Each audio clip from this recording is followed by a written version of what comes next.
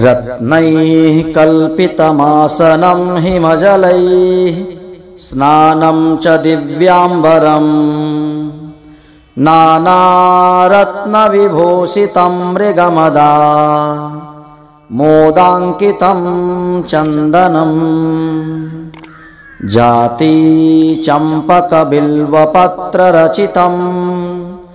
पुष्पं च धूपं तथा दीपं देवदयानिधे पशुपते हृत्कल्पितं गृह्यताम् सौवर्णेन नवरत्नखण्डरचिते पात्रे घृतं पायसम् भक्ष्यं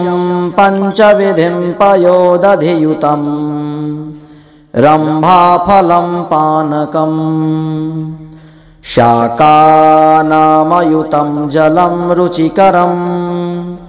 कर्पूरखण्डोज्ज्वलम् ताम्बूलं मनसा मया विरचितं भक्त्या प्रभो स्वीकुरु छत्रं चामरयोर्युगं व्यजनकं चादर्शकं निर्मलम् वीणाभेरीमृदङ्गकाहलकला गीतं च नृत्यं तथा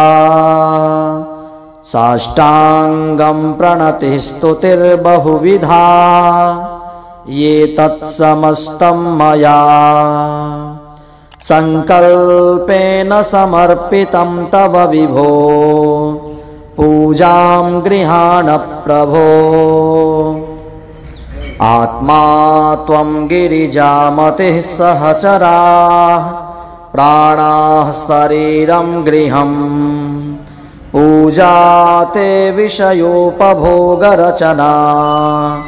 निद्रा समाधिस्थितिः सञ्चारपदयो प्रदक्षिणविधिः स्तोत्राणि सर्वा गिरो यद्यत्कर्म करोमि तत्तदखिलं शम्भो तवाराधनम् करचरणकृतं वा कायजं कर्मजं वा श्रवणनयनजं वा मानसं वापराधम् विहितमविहितं वा सर्वमेतत्क्षमस्व जय जय करुणाब्धे